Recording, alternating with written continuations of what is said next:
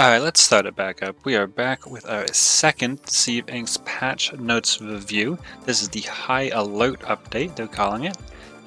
They've kind of hinted at this in the past, but we're going to get into it. They just released these patch notes, and I want to note by saying they are calling these a work in progress, so they could change between the time this video comes out and the time that the patch is actually released.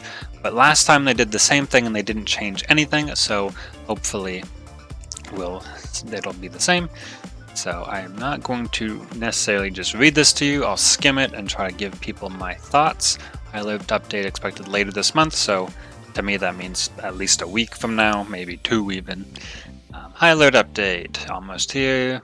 Blah blah blah blah blah. Specify this is not a full season update, and that catalog 2 and its content will be discussed further down. Alright. Heat 2.0 general changes. Heat 2.0 is more robust, allows us to tweak much more. That's great. That's kind of back-end stuff. What's it actually doing? Damage-based heat. The amount of heat is no longer timed down to NPC, directly to the amount of damage you deal. You gain heat relative to the damage you deal, blah blah blah. Single tapping NPC to spy check will now yield heat, which is good. So that's nice, that's a good change. I think people were mostly asking for that because you could, if you had a low damage weapon, tap an NPC and not get any heat, but you could still kind of spy check. So good change that is damage based because all weapons do different amounts of damage. Tweaked values, you now gain more heat than before. For fully downing an NPC, it only takes 2 NPCs to gain a single heat level, and the VIP gives much more. So that's really good. I know that it was hard to get heat before, so taking out 2 NPCs is still kind of a lot. Honestly, they could probably drop it to 1 or like 1.5, 1 and some damage. But this seems like a good place to start. Heat from scolding. Oh, that's interesting. Scolded by non-guard NPCs. While out of cover in a restricted room, you will slowly build up heat over time. So the non-guard here is kind of important because that leaves staff and technicians, because obviously civilians, well, VIPs can scold you too. So that is interesting that it's specified non-guard. But that's really good. I like that change. Penalty level changes. In the original implementation of heat, you will gain short penalty when it happens. The penalty has its own timer. In Heat 2.0, the heat penalties will stay as long as you are within that heat level. That is great because previously it was nothing. You just like waited 10 seconds or 8 seconds, whatever it was. It was really short. And it's much better now. So I am glad to see this change. It's probably going to be a big effect on the game just from that, but we'll see. They have a nice picture of it. All 3 levels have clear status effects with names and the different visual. So updated bar, and we have a debuff bar there. The guard situation. Guards now give heat. Awesome. Because you used to just gun down guards, and still do, I guess, until this change. Guards not giving heat was something that seemed very strange. The spy hit buffer. Add a mechanic to limit accidental heat gains in fights. That's really good. There's a buffer after hitting a spy recently, so you won't get any heat. So if you're gunning someone down, then you hit an NPC by accident, you probably won't gain heat. The buffer is short. It's still, I mean, obviously they can't fix everything, but if a civilian does a get down Mr. President in front of the spy you're trying to hit and you hit the civilian first, then that's going to be an issue, but other than that, that seems like a great addition. Elite guards. Oh, they got, oh, look at the guards. Nice. Blah, blah, blah, lore stuff. New guards have heightened access, capable of entering technician rooms and higher caliber weapons that deal more damage, and improved endurance, making them capable of taking more hits. So that's awesome. Elite guards will be found before the vault, but you can no longer depend on the fact that nobody but a spy in the VIP can enter the vault. So there's only going to be a couple outside of the vault, but they can enter any room and deal more damage and take more hits. It'd be nice to get some numbers, but maybe this isn't where they're going to reveal those. And yeah, I assume you can disguise as these guys, so that, I feel like it's a little, I guess because there's so few of them, maybe it's it's good, but like right now everyone switches to guard because guard's like the top, you know, all access pass essentially to non-vault. Now these guys are going to be the all access patch, but maybe the fact that there's so few of them, they'll be more like VIPs when no one really becomes them because you just kind of gun them down on sight. But I don't know, it'll be interesting. It's going to change some things. I'm not sure I can predict that. Monitoring and hope to add a new layer of tension. Yeah. The Spy Cache cover restore. With new heat, danger visibility. Spy Caches have been outfitted with new cover booster as well as a new look. Okay, that looks pretty sick. Intel, ammo, and health right there. Instantly recover when looting a cache. Yeah, instantly recover. I assume that means recover as in regain your cover and not recover as in recover health because you already did that. So that seems very good. We'll see how that plays out. So I've heard that's a change people have been wanting. I'm kind of on the fence about it personally. It should be good overall. It's going to cut down some third-partying, but if you get there in time, you can still third-party anyway. Although, if you grab that cache, then you get that no headshot. Dossier menu. New menu with top-secret information on all NPC characters, including their often requested names to facilitate team communication and callout. Full list of status effects as well, so every NPC has a name. Apparently, well, not, I guess every model has a name, because Anne here has 3 different hairstyles and colors and stuff, but I guess it'd be a little difficult to name every single NPC. That's pretty cool. And status effects, so this was something the game really needed. I'm real glad to see this. And they have the heat, so level 1 is 30%, level 2 50%, level 3 100% bonus damage. So very nice to see that. That looks like there's a blue here. Maybe those are buffs. And there's negatives. Yeah, I thought that was a scroll down for me, but it's not. EXP booster change. So I've never used an EXP booster. I think I have like 7 of them built up, but EXP boosters will only deplete during matches, not in the main menu, and not if you are offline. It's active for the entire match if you start the match with only 1 minute left. Okay, so that's fine. Honestly, I think EXP boosters should probably just be changed to be works for 4 games or something, for example. Having it timed is very odd, because there's a varied amount of games you can get in there, but I guess maybe because you could just lose 4 games like 2 minutes and you'd be out of your XP booster, versus this, if you lose 4 games in like 2 minutes, then you still have, I think they're an hour, so you still have like 58 minutes to get some good stuff. I can go back and forth on that, but I like that it doesn't go down while you're main menu or offline. That's a great change. Cover change, interact, time tweak, cover, interacting with NPC, cover change is now faster. So you can take cover faster, limit situations where you take cover from walking NPC. Yeah, that was kind of annoying. They just randomly step out of range. So that's nice. Crouching fatigue. Jump, introducing an equivalent to jump. Do we already have jump fatigue? I haven't really noticed I don't jump that much. If you crouch 3 times in a row, you get crouch fatigue, and you can't crouch as much, so that's cool.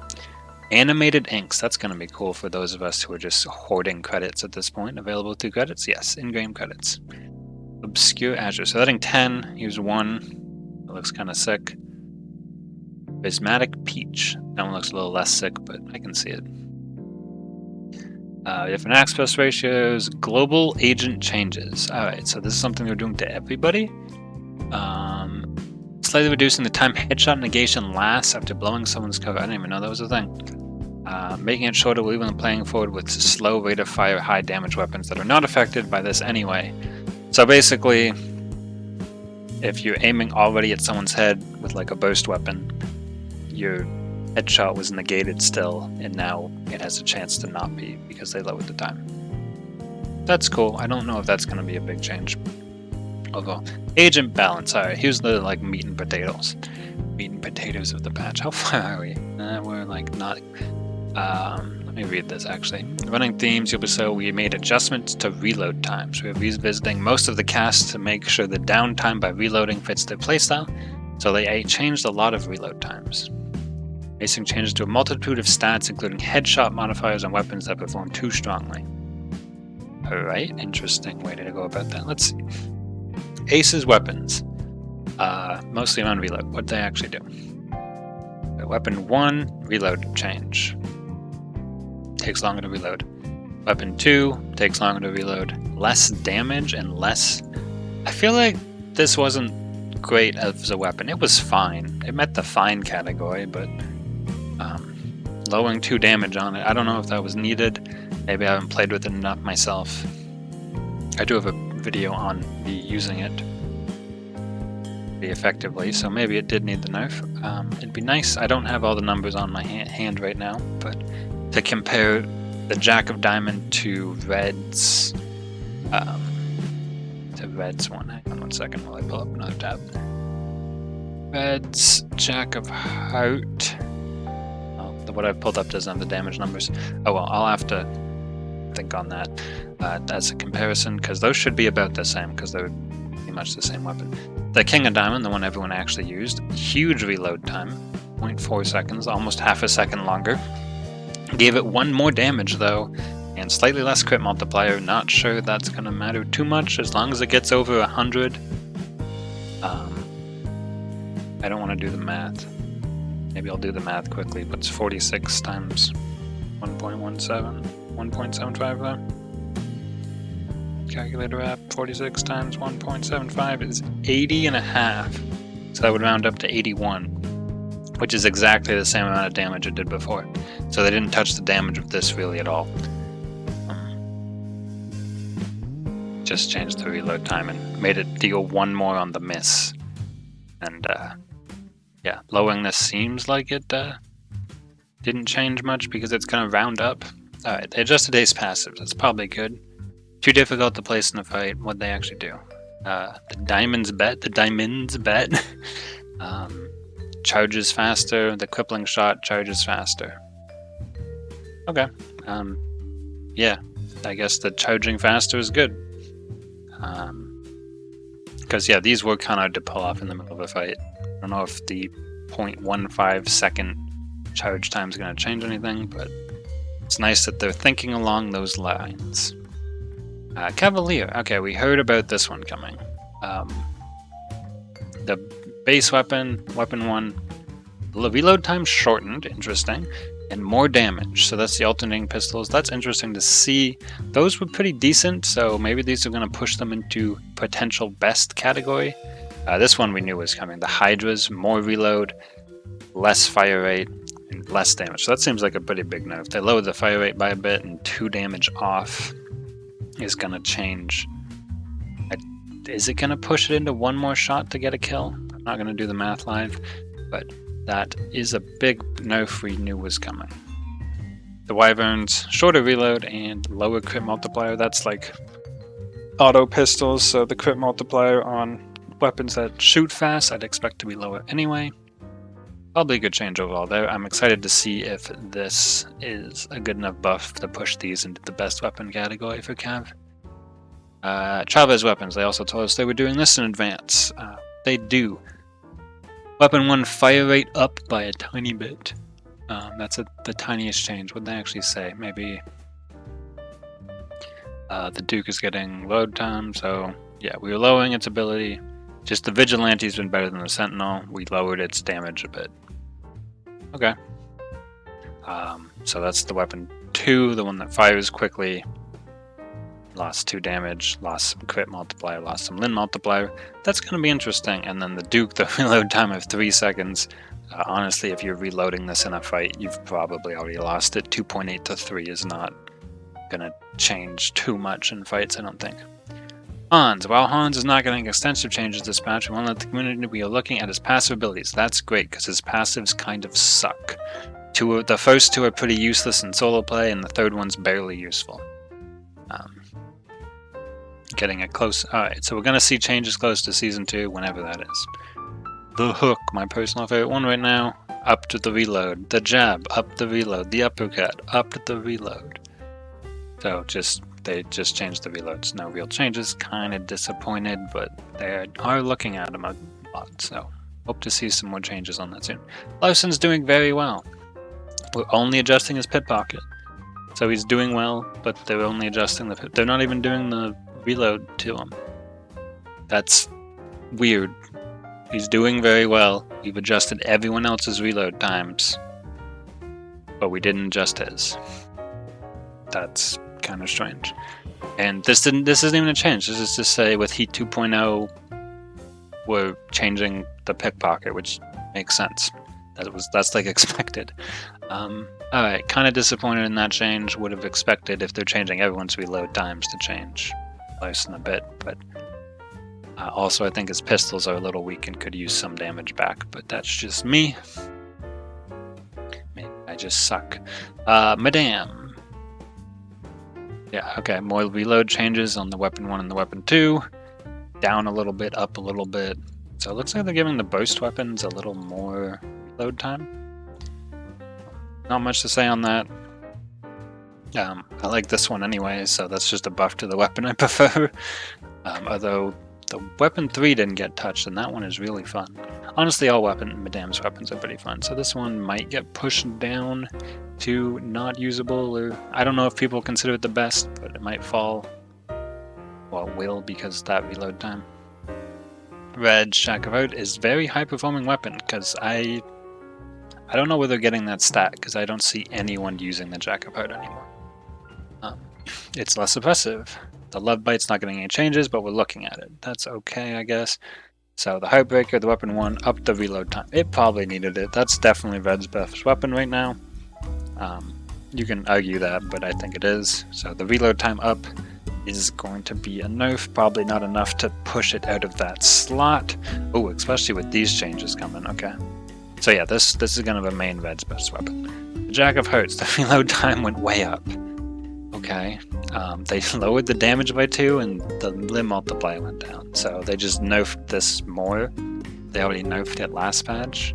It kind of fell out of best weapon category and they hit it again. Yeah, it'd be interesting to see their actual very high performing. Is it performing well on the few people that still use it? Because like if everyone switched to this, which I think everyone did, the fact that this is very high performing doesn't mean a lot if everyone kind of left it and only a few people are playing it. Ooh, they changed their expertise. The Suite of Base has been performing extremely well. Yeah, that's her 2. Giving cover back, immediate healing is quite potent. Yes, it is definitely the best thing. Removing the cleansing aspect. Cleansing status effects was frustrating. I didn't even know it cleansed. I don't think anyone's using it for that. I mean, it's kind of a nice to have, but are we cleansing Han's expertise? Like, yeah, well, we can't because Han's expertise voids you anyway. I don't know. Don't think anyone was using it for the cleanse, but tiny nerf, I guess. On the flip side, Love Bomb was somebody went, yeah, Love Bomb's useless. Because, looks like they fixed the reason because. Love Bomb's radius is no longer visible to rival spies, the bomb itself is. That's a great change. That might actually be a useful thing now. We'll probably have a video trying to make this work as soon as this patch drops because traps are fun. Squire, we heard about this was coming. The Lance. Bigger mag size, longer reload, lowered fire rate, and less damage. Okay. 2 less damage is kind of a lot. Less fire rate? Yeah, I didn't think the Lance was exactly oppressive to begin with. It's definitely not his best weapon. Of course, we haven't got to the Javelin yet, but I'm surprised to see this many changes to it. Honestly, I think the mag size +1 might have been the only change I would have expected. Obviously, they're changing all reload times, so that's kind of a given, but these 2 changes down here are not what I'd expect. Reload for the Trident, no change. Javelin, mag size down, reload time up, fire rate down, crit multiplier down. So they nerfed this, so maybe these 2 will be more in line with the double nerf. Squire just oppressive with overall? Not really sure. Definitely was with this. Didn't think this was a problem, but maybe they're trying to bring it down a bit. Aegis cover duration shorter and blocks less damage, so probably maybe not as always pick passive now, although one of his passives is move speed, which is also one of his expertise, so those kind of compete unless you want to double down on the move speed, which I don't think stacks, but don't actually know off the top of my head. So this one might remain his I don't know, his passive of choice, even if it's not technically the best one anymore, but we'll see. Yumi's passive. The base cooldown reduction up to 65%, so she gets stuff back a lot faster. And the booby trap expanded size, what was listed in the May hotfix, was not part of the update. Yeah, that's odd, but glad I'll be interested to see how big these are, because they definitely weren't useful before.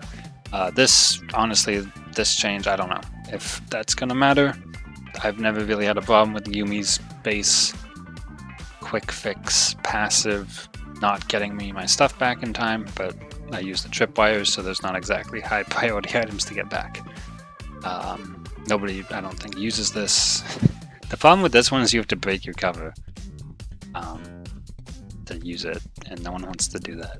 So if you give us a way we can break things to get our expertise back without actually breaking their cover to do it, like, the thing is, if you break, like, Yumi's thing will break, EMP will break items. So if you see tripwires and you break your cover to destroy the tripwires, you might as well have just stepped in the tripwire because someone's probably watching. Like, yeah, it's not that good. But see, various bug fixes, and that's the end. So those are my thoughts on the patch that's coming out. I'll be excited to hear your thoughts in the comments. Please leave a like if you did like me going over the patch notes here, and I will see you in the next gameplay video.